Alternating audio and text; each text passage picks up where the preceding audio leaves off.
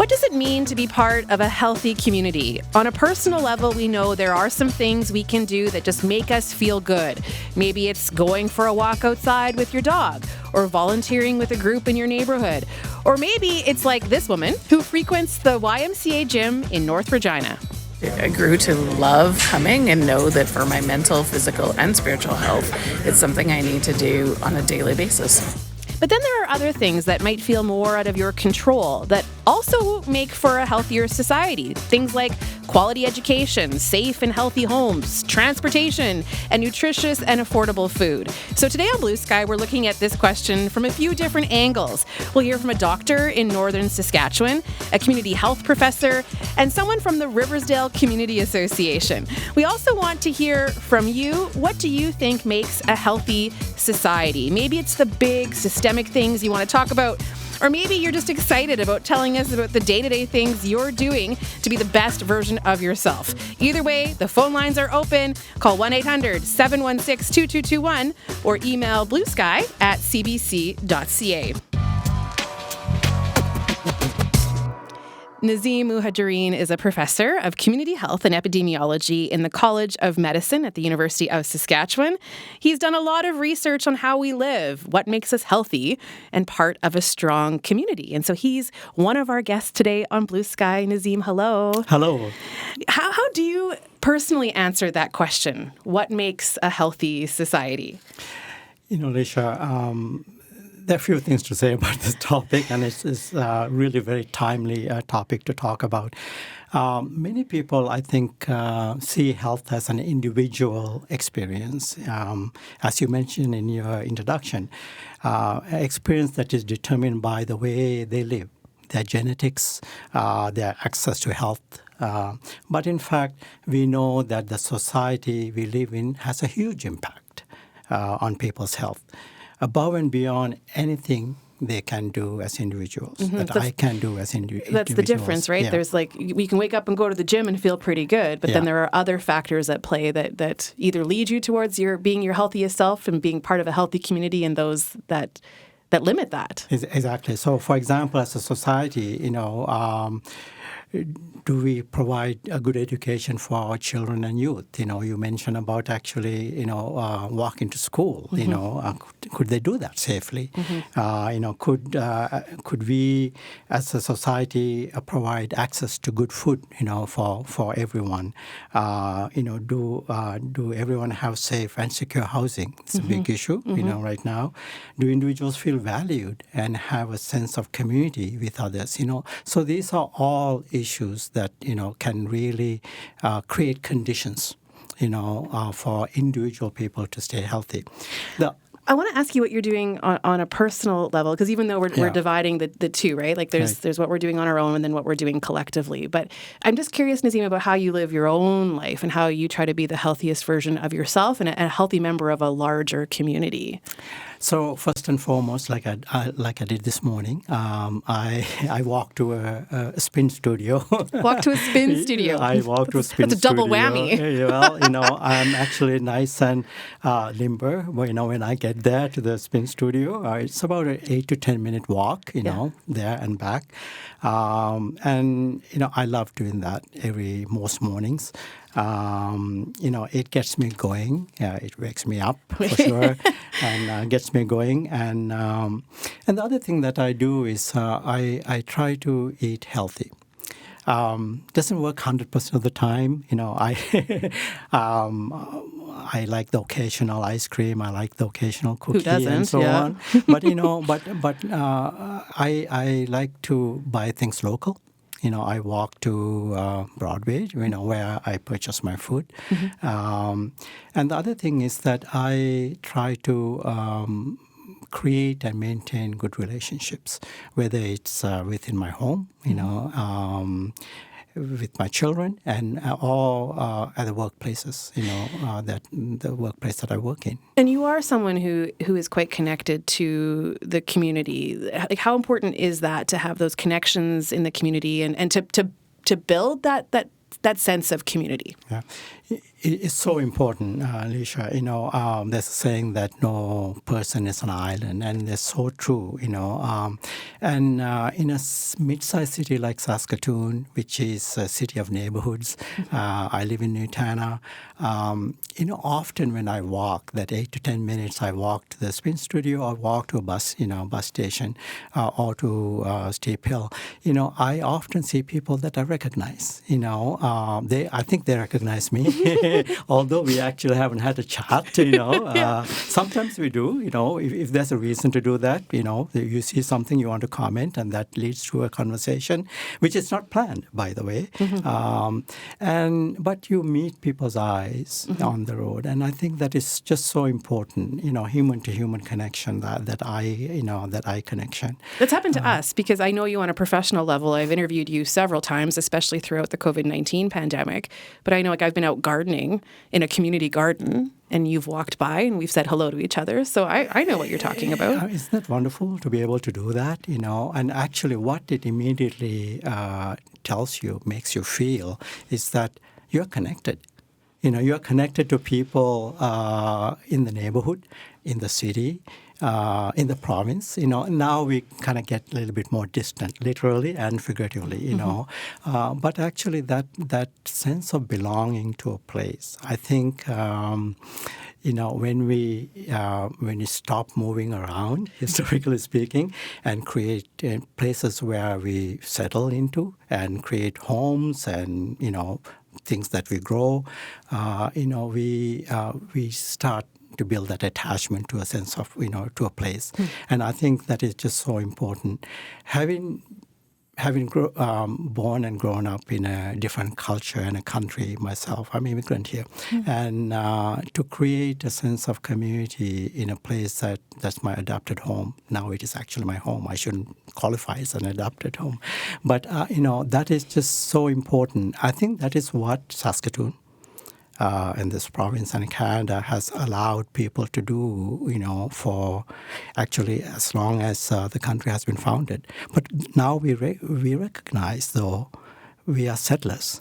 We are settlers, we are guests in a way, So again, that there comes in the respect, for First Peoples here, and that, they were here before we came, and in fact, they invited us, So I think, again, that a place, a sense of home, the place that you call home, is a very complicated but a very lively, a very lively concept, and I think each person has their own creation of what that means. For me, it really means, where I feel most comfortable, respected, valued, and a place that is fair.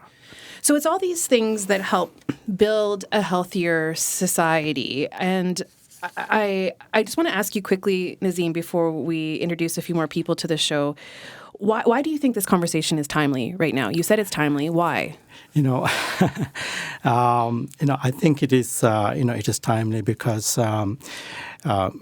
I've been feeling a little bit down lately. Although I spin in the morning, to be honest, much more than during COVID. We mentioned COVID, and actually, that's really saying something. That says something, yeah. During COVID, I knew somehow we'll beat it.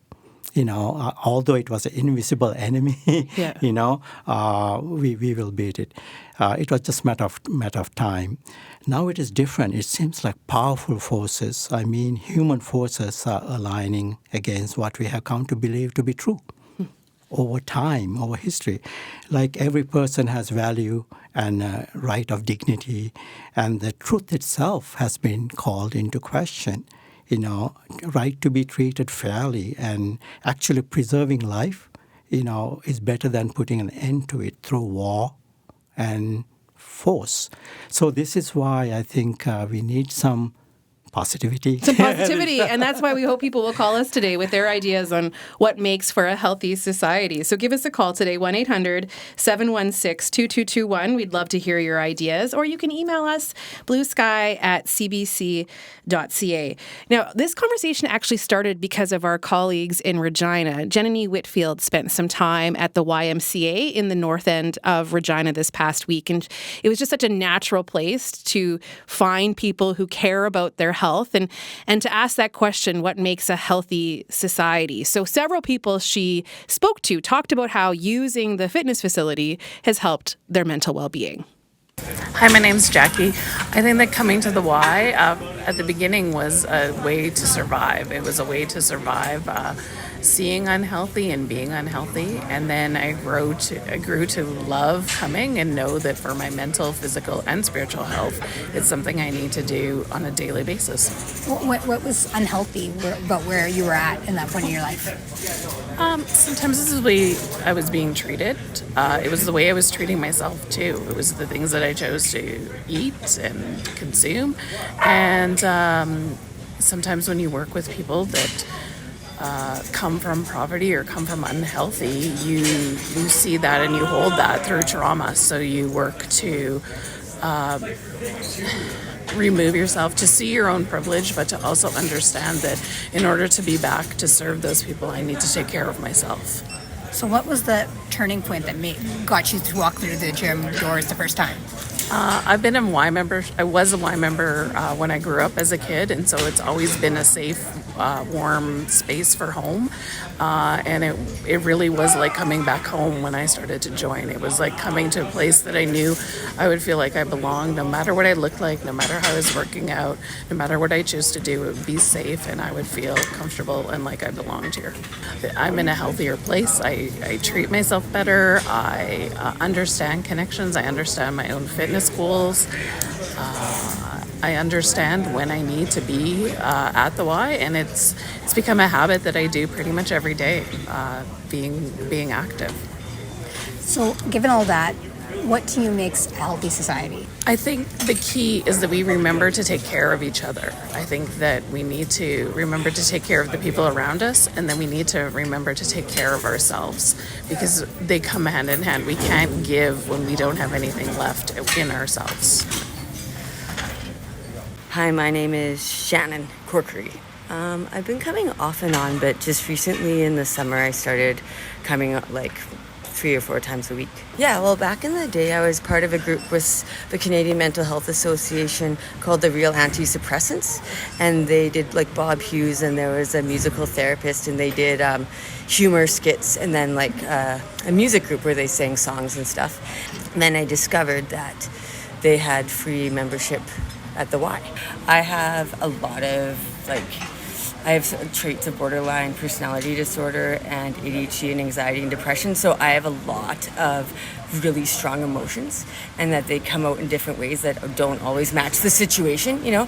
So exercise definitely helps. So it helps you channel your energy in a good way, it sounds Yeah, like, depending on what you're doing. Yeah, and it can give you like the natural, I forget, people will know the real science behind it, but it can give you like the natural endorphins and stuff like that. But I think another part of expression too, and like what I like about the Y is like you meet people and you can talk to people, and people are pretty open-minded here, because the worst is when your perspective of reality, you can't express it to someone because it challenges like their image or identity, and then they just can't handle it, and then you suppress more energy, and then you're just like, and then if anger comes out, you get penalized for it. Yeah, it's like an open-minded society makes a better society. Exactly. I feel like, yeah, I just have to forgive myself for the past, but you know, when there's times where it's like lots of crisis moments was really difficult, but now I'm really feeling like, yeah, getting healthy and stuff again. There you go. Some people at the YMCA in the north end of Regina, they were speaking to our colleague, Jenny Whitfield. She was asking, and now we're asking today on Blue Sky, what makes a healthy community? I liked what that first person said about remembering to take care of each other. Perhaps a healthy society can start to take shape at a neighborhood block party, or maybe a yoga class at a community center. Riversdale Community Association has an incredible list of all the things they've offered to bring people together. Melissa Williamson is president of that community association in Saskatoon, and I'd like to welcome Melissa to the show. Hi there. Hi, Alicia. Thanks for having me today. Yeah, I'm so glad to have you as part of this conversation. I want you to answer that question that we're putting to people. What do you think makes a healthy society? Oh, well, of course, there's so many things, but because I'm kind of representing the Riversdale Community Association, I would like to pull focus about, it's been brought up before, but just engaging people, giving some others a hand. And I think that if we build meaningful ways for people to engage with each other, we'll have a healthier society. And so the Riversdale Community Association does this. We have all sorts of no-cost programs, like you mentioned, and I think that it's really important to have these kinds of opportunities where cost isn't a barrier for folks. So by building these places where folks can engage, whether it's a dance class or Spanish classes, soccer for the kids, we do lots of stuff for the little ones like story time dance parties or bike building, all of these things. It's just kind of an opportunity where people can engage, and then also where people can show up and volunteer with us too, because I think volunteerism is also an awesome way to build community and to make communities healthier. I think community associations across the city, probably across the province, they're all doing incredible things. But Melissa, when I looked at the list that you came out with for Riversdale specifically, I was very impressed. Like, you just dropped bike building. Like, what did you do there? Oh my gosh. So we did 2 workshops this past year with Bridge City Bikes. And so basically we sponsored alongside with them. It was a collaboration, and we had kids come and build these bicycles, and then they got to take the bikes home, and we provided them a helmet and a bell and all of these things. So kids in the community had a brand new bike, but not just a brand new bike, something that they built themselves. It was a really cool thing. So how might something like that help build a healthier society? Like, I think it's obvious, but I want to hear you speak to that. How does that play into the question we're posing today? Well, I think just getting the kids, so for that specific example, getting the kids together, doing something meaningful, making them more confident by building those bikes, giving them a bike so they have wheels to get around. Like, do you remember being a kid? And you need that. And not everyone has wheels to get around. So it's just a way to get the kids doing something really productive, which I think is really important. I know growing up, I was in every sport you can imagine. And that was something that was really important to my dad, was just making sure that you're doing stuff and that you're, doing something meaningful. It's a healthy way to get around. And with me in studio, of course, is Nazim. So Nazim, you can say hello to Melissa. Hi, Melissa. Nice to see you. Nazim, when you hear an example like that, I know you've done research specifically on kids, how they get around in a city, and whether or not that's leading to a healthy lifestyle. So when you hear an example like that, what does that bring to mind for you? I think what it brings to mind is just this perfect alignment, as perfect as can be at that moment. And that is actually opportunity, a condition, that is provided in this case, the organization, Riversdale Community Association, the people coming together, providing that opportunity for kids to take advantage of. But the kids have to show up. The kids have to show up and participate. And I mean, Melissa mentioned, but it's not only actually just that social connection kids make, but also building confidence, making connections, and actually maybe getting a bike. And then getting some exercise and biking to getting school a bike, and all that kind of stuff. Yeah. And so on. Actually, it's sort of this first opportunity creates multiple spin-off opportunities. And that is actually how you create healthy communities. It's just one amazing example of perfect alignment of conditions and person. That's nice to hear. Hey, Melissa, I want to ask you about something else you've done with the Community Association. You did a ribbon skirt workshop? Yes, and that was with a big thank you to our Vice President, Dakota Ray Hebert, and also Sask Arts. Sask Arts is what funded it. So basically, what we did is we did a series of workshops, Ribbon Skirts of Riversdale, where some of our Indigenous community members came together and they learned how to sew different ribbon skirts from different facilitators, different instructors. And then they had their own ribbon skirts that they made themselves. It was such a cool program. And why do you think that might help contribute to building a healthy society?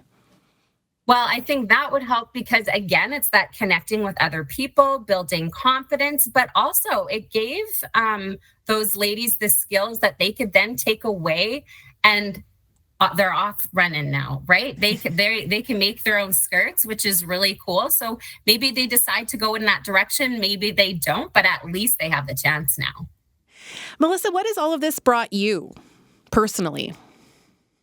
It has brought me, I don't know. It's brought me so much pride in my community. Like, I really love meeting other people in the community. So Riversdale isn't the only board I sit on. I sit on a bunch of different boards, and I just meet incredible people that are kind of the catalyst to like spark new ideas and new things that we can do for the community.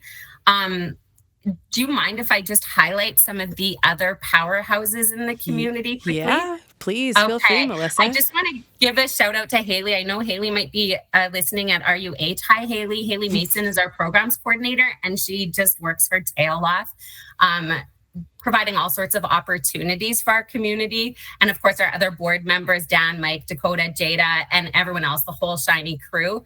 I also sit on the board at Space on H, and Karen Farmer is in charge of the community garden down by the river there. And she's also the big driver behind the Space on H Community Center. So that's a real legacy with that building. That's because of her. I'm Leisha Grabinski. You are listening to Blue Sky. Today we are asking you a question, and we are looking forward to hearing all of your thoughtful ideas. What helps build a healthy society? 1-800-716-2221. You can also email bluesky@cbc.ca. I just want to share one quick email from Jason, who writes, "To me, a healthy, sustainable city that leaves no one behind is livable, as in worth living in. Livable to me means access to quality healthcare, education, housing, and emergency services, multiple transportation options, green spaces, recreation facilities, and arts and entertainment, clean, safe air and water, reliable, clean energy for everyone. It may not be a popular opinion, but I'm a fan of paying more in taxes to support these things. I believe that smart, well-funded public programming is actually more cost-effective in the long term. Paying up front to build something with long-term quality in mind is better than constantly fixing something neglected. We need to invest in our communities to make them a place that we want to be." That is from Jason. So you can email us to bluesky@cbc.ca or give us a call, 1-800-716-2221. One of our guests today is Melissa Williamson, president of the Riversdale Community Association. Melissa, you mentioned the Space on H. This is a pretty unique space. What is it? Describe it for people. So the Space on H is right by the community gardens on Avenue H. And it used to be the old lawn bowling building, which became condemned and couldn't use it anymore. So as I mentioned, Karen Farmer got behind this idea to make a community center where people could gather. And we just opened it last spring. There's some partners like the Riversdale Community Association, the King George Community Association, and a bunch of different partners like the Mother Center. We do different things. The Mother Center gathers there on Thursday, and they provide menstrual hygiene products, and it's a diaper depot and a space for women to come have tea and chat and have childcare for a little bit, just take a load off. And there's so many wonderful programs that run out of there. CHEP's in there as well. They do gardening things. Yeah, the list goes on and on. So I want to ask you, Melissa, for anyone who might be listening and thinking, I want to do some of that in my community, what would you say? What advice would you give to help others bring people together in the way that you have with the community association? I would suggest to reach out to your community association. If you're in Riversdale, reach out to us. If you're in another part of the city, reach out to them and they can guide you. If they can't put you on the board because there's no space there, usually there's space, they can guide you for other things. For example, for Riversdale, Bridge City Bikes, you can go help them out. We do a community cleanup every spring. You can help out with the skating rinks. That's a big job, right? Or you can help out in other ways. There's lots of places. There's no shortage of volunteering. Well, you have a big smile on your face, Melissa, so obviously you get a lot of joy out of this. Sure do. Great to have you on the show today. Thank you. Thank you very much for having me. That is Melissa Williamson, president of the Riversdale Community Association. Give us a call if you feel inspired by that. 1-800-716-2221. You can also email bluesky@cbc.ca. We have someone else to invite to the program. Nazim Muhajirin is in our studio here in Saskatoon, a professor of community health and epidemiology in the College of Medicine at the University of Saskatchewan. You've been listening along, Nazim. You've been nodding your head. I know that you agree with so much of what has come up on the show. But here's another person that we're going to introduce people to, because we're heading north now. Dr. Angela Silvera is the medical health officer for Northern Medical Services. And I think you know her too, Nazim, Yes, don't you? of course. So, Dr. Silvera, welcome to the show. Hi, Alicia. Thanks so much for having me. And it's great to see Nazim again and to listen in on this great station that you have here. So happy to be here. Yeah, and I'm wondering what has stood out to you so far, Dr. Silvera. Yeah, I think, everything that everyone has said is really important. I think, individuals have their own perception of what a healthy community is. And it's certainly something that includes something that we call the social determinants of health. So looking at, accessible healthcare, clean environments, having those strong, supportive social networks, having inclusive spaces, that are safe, and really trying to foster well-being and growth and promote equity for all of the members in the community. And I think, having those sustainable resources and having systems that support health are really important. And I think in the far north of Saskatchewan, a healthy community is shaped by, unique geographical, cultural, social, and environmental factors here. And so these include things like, the integration of Indigenous knowledge systems, the challenges of remote living and limited access to services, and all which really require tailored approaches to fostering community health. We had an example in our newscast today. It was a follow-up to a story we covered extensively a few weeks ago about the number of cases of scurvy. And the story today is about an initiative trying to get healthy food to people in that community. And so you can see how, different groups come together to try and meet the needs of people. Dr. Silvera, when we're looking at the North, what are some of the things that you're most concerned about when it comes to having healthy communities? What are some really specific examples? Yeah, so there's a lot, but I'll maybe pinpoint on some of the urgent priorities right now. So we're really looking at things like, increasing physical activity, food insecurity, unfortunately, something that we're dealing with in the far north, especially given the scurvy cases that we're having, which is quite challenging in terms of, making sure that people are eating well, people have access to healthy foods, people are cooking their meals. So that's really important. And another thing that we're dealing with is dog bites. So, the North has always had a very, higher concentration in terms of the dog population than the South. And with that naturally brings like an increased risk of rabies and dog bite injuries. So, some dogs can be aggressive, and we just want to ensure that people feel safe when they're leaving their homes. That is our priority. And so we're actively working with, our public health inspectors to explore feasible solutions. We're engaging with representatives from the veterinary school, from community leaders, and we're trying to seek resources to effectively address this issue. But overall, I think in terms of, increasing physical activity, promoting mental health, and having resources which are tailored to our population are equally as important. Something that just stood out to me listening to you talk is the word safe. safety. So you're giving the example of dog bites and wanting people to feel safe in their communities, right? But safety is such a pillar of this. Nazim, maybe I'll let you speak to that a bit. I mean, there's so many things that Dr. Silvera mentioned there, but safety popped out at me. Yeah, I mean, I think safety can be looked at in many different ways. But, the safety that I've looked at is in children, using playgrounds, and walking to school and so on. I think, and all, injuries, which is, as a result of lack of safety, and I think one of the things that's kind of speaking to me when I listen to Dr. Silvera talk about what's happening in the North is that we sometimes vulnerable conditions, they cluster around the same people. This intersectionality is what we, kind of how we refer to it.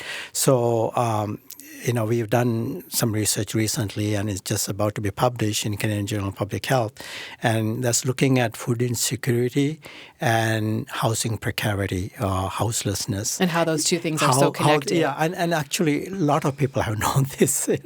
Like do you feed your kid or do you pay rent? Yeah. And what a dilemma that is. Right, for some. So again, vulnerable situations cluster in the same people.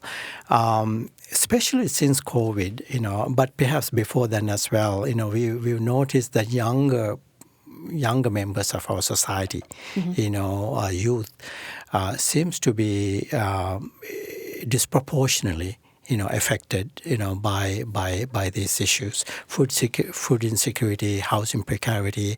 It's costly to rent a place now, and these are people who are at the threshold of getting going in their life, So I mean, these are some of the other things and of course, safety is an issue here as well. Yeah, Dr. Silvera, thinking about kids. And I think I've read this before, or maybe I heard it in one of the conversations I've had leading up to this show, but trying to build communities that are good for ages 7 to 70, right? Like if your infrastructure is safe for a 7-year-old and a 70-year-old, you're probably doing the right thing. But just thinking about kids, Dr. Silvera, are you seeing that kids who really have no, limited ability to, like a limited amount of control over their circumstances, who might be struggling the most to live the healthiest life possible?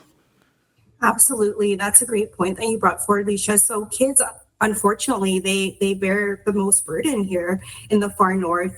When we look at food insecurity, proper nutrition and adequate nutrition is really important for growth, not just physical growth, but mental health growth, and also growing with your peers, learning in the school environments. And so we try to provide resources specifically for that. So for example, we've got a great partnership with the Northern Healthy Community Partnership, and that's with between the Northern Saskatchewan Population Health Unit and the Northern Intertribal Health Authority, which is NEPA. And part of that is we've got this great sort of a gardening group where we help distribute like gardening towers to schools, and then in the spring we distribute gardening seeds along with a custom design manual tailored specifically to the northern Saskatchewan climate, and so we print and we distribute a cookbook featuring some recipes and meal ideas and try to incorporate ingredients that are more readily available and accessible in the region.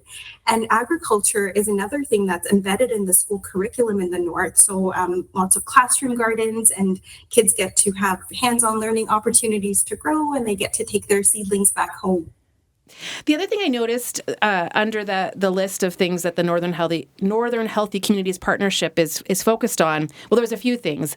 The importance of early literacy programs, you've got a healthy eating team, but then also the Northern Tobacco Strategy to help get people to quit smoking. Dr. Silvera, do you want to just touch on that? Sure, yes. So this is an initiative, and the Northern Community Partnership actually started over 20 years ago, so since 2004. And so we've had these different action teams, and one of them, as you mentioned, is the Northern Tobacco Strategy. So here we're really trying to help, the youth and adults quit smoking by providing them with adequate resources. We have an app that's available to provide them with some things like they can look up in terms of what can they do on their end, who can they reach out to within the community. We also try and provide Indigenous support because a lot of our, a lot of the individuals here, they need Indigenous peer support too. So that's coupled along with another app called Talking Stick. And these are Indigenous people from communities all across the province who are trained to really listen with compassion and provide understanding and support with no judgment. And so a lot of these are people who used to smoke as well. And so that connection is really important. And within our program, we also have like an active communities team, building vibrant youth, and then something that we're really proud of is our Babies, Books, and Bonding program, which is really active at the moment. It's actually what we do is we distribute age-appropriate and culturally relevant books through public health nurses at a lot of the immunization clinics. So when the baby's coming in for immunizations, we help to, distribute some of these books. And one of the featured books that we have is Let's Eat. And it was developed by the team, and it's actually translated into Cree, Dene, and Mischief, so people can really, revitalize their language as well. And the thought behind this was that it was initially inspired by an initiative in the US where, pediatricians would distribute books, and research was showing that families were a lot more receptive to literacy and learning from healthcare professionals. And so we have very little access to physicians in the North. So our public health nurses play this vital role in distribution of these books. And this program also includes an early literacy activity designed for 4-year-olds. Oh, Nazim, all of this must be quite exciting for you to be listening to this.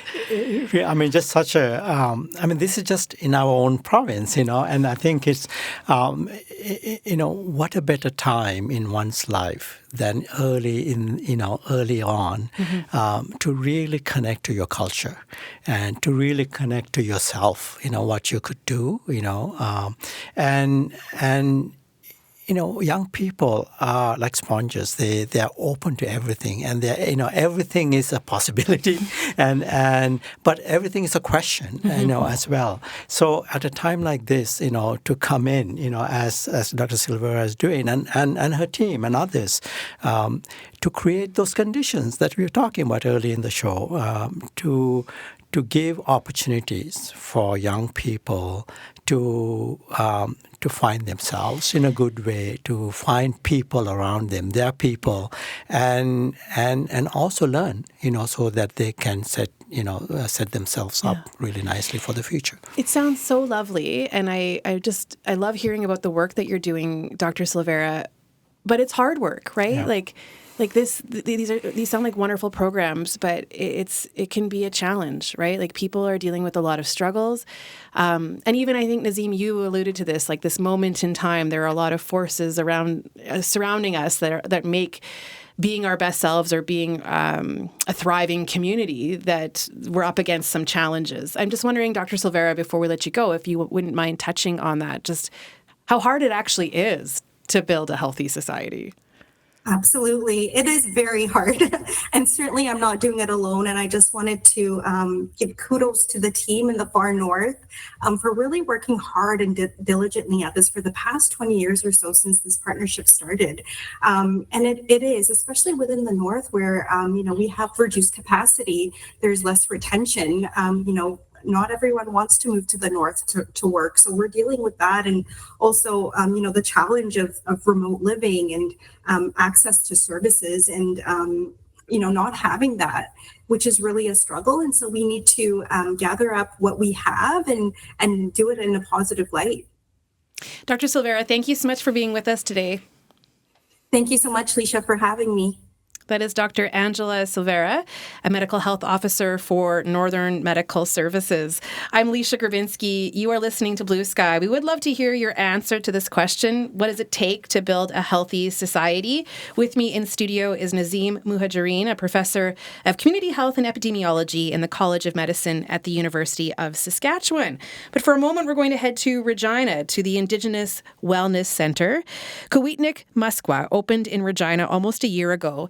And its gap is to fill, its goal, I should say, is to fill a gap in care for Indigenous people. Noella Crow Salazar is a counselor and leader there, and she spoke to Morning Edition host Adam Hunter. We're all wired for connection, and so it really helps to have those things. So I think it's important to think as a society right now that we've moved to being very individual, especially, for my generation. I didn't grow up with the internet. And it is such a different thing that is isolating because people are alone on these screens. So a lot of these things of getting out, getting in nature, being with other people, being with our family, doing things like that are so important. And I think underneath that even further is some of the societal pieces around we really look at illness instead of looking at what makes us well. And so we have this very pathogenic society versus what one calls salutogenic, which is more looking at that what makes us well. For most of the time, I try to talk about wellness versus mental health just because there's so much stigma around mental health.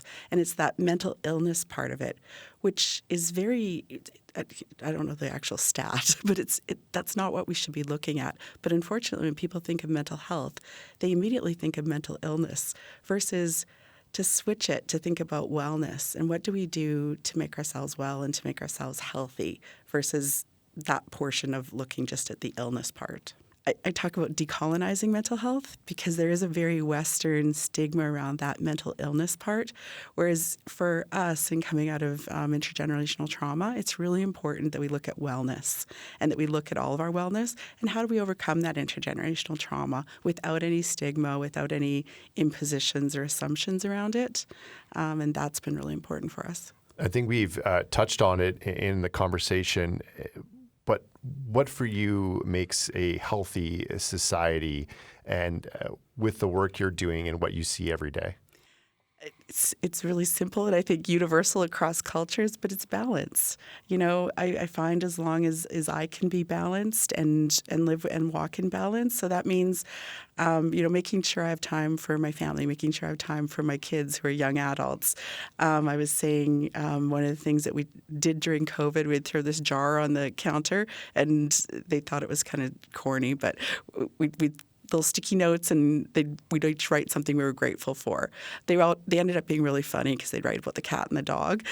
But stuff like that creates good memories, brings good connection, and for me, that brings a lot of wellness. There you go, Noella Crow Salazar. We're all going to make a gratitude jar, I think, after listening to Noella. She's a counselor with Kawitnik Muskwa Indigenous Wellness Centre in Regina. My guest in our studio is Nazim Muhajarine. We've got a few emails, Nazim, that I think we should go through, and then some callers before we wrap up today's show. So Lynn writes, we must not forget the context in which a healthy society exists. Like all other organisms on the planet, we ultimately depend on the energy provided by the sun and the integrity of the ecosystems and the food, clothing, housing, water, and clean air they provide. Until we put a priority on this, which in my opinion we are not, we are in great danger of being unable to provide for the other more immediate aspects that a healthy human society depends on. I'm into that. Yeah, you're really. No, just to say. I mean, I think she really took it to the ecosystem level, right? Yeah. I mean, we are not. As beings, we are not alone in this planet. Interconnected. Yeah. So then Robert writes, what makes a healthy society is the opportunity to exercise in unconscious ways in everyday life. We need safe, clean places to walk and bike to everything we need. Work, school, shopping, entertainment. Over years of thinking about this, I realized that proximity to cars is a real problem. When the trail or the bike lane or the sidewalk is too close to cars, it prevents people from being outside. The noise and stink of cars, the shock and awe of their speed is not just unpleasant, it is unhealthy, and this includes electric cars, according to Robert. Cars raise stress hormones. This is the opposite of what we look for when we go out for a walk or a bike ride. Car exhaust is carcinogenic and disease-inducing. Cars stir up particulate matter on the streets, including minute particles of car tires. It should be no surprise that people are deterred from doing healthy things outside when there is no relief from the noise and smell of cars. What we need to do is put sidewalks, bike lanes, and other trails as far from busy roads as we can. We also need to create some public spaces where cars don't enter. The central courtyard of the banks in Riversdale is a good example. A public place with attractive businesses where cars can bring people nearby, but cars are not central to the experience. A whole commercial street like Broadway or 20th, that's here in Saskatoon, made permanently car-free would be a great invitation for people to get out and enjoy the city in a healthy, breathable way. Nazim, what do you think? I mean, again, I think, it's time for us to separate really the car and people, and these two things were never meant to be put together, mixed. And I think, we talk about climate, the early email, climate, the climate question, change, is intimately connected to all the exhaust, and that is spewed from cars and driving, and having created a car culture. I just want to squeeze in a couple of callers. So let's go to Maria in Swift Current. Hello there, Maria. Hey, so I think if we're trying to look for a healthy society, we should look to when was the last time there was a healthy society. And you look to the Indigenous, not just here, but all around the globe throughout history, where they did live in harmony with nature and each other and depended on each other. And so it gets to what were we colonized by? We weren't colonized by countries or nations. We were colonized by power, control, greed, and temptations. And, we created a world of institutions and a real shame-based culture that wants us all to conform to this industrial model. And, we need freedom to have a healthy society. Like right now, we're governed by the rules of sociopaths and narcissists, and it's really harming everyone. And, just to illustrate the point quickly, advertising, where we have them purposely convincing people that they're not good enough the way they are. They need this, they need that. That's a common technique to break people down, to destroy their self-worth, and pit everybody against each other so Fair we point. can have our power structure systems. Trade was never created because the working class wanted it. It was created to create wealthy people. Okay. The peasants have always wanted I'll freedom. have to cut you off People there, have Maria. always wanted control. I just want to get to another caller, but I appreciate you sharing your thoughts. Thanks, Maria. And we'll leave the last 30 seconds to Rhonda in Regina. Hey, Rhonda. Hi there. Thank you, Maria, for your comments, and Jason earlier. I want to focus kind of on a detail, but not a detail. That's the shy child. I've been hearing on the program about different programs for young children and so forth, which is great, building confidence through accomplishment, through learning, that kind of thing.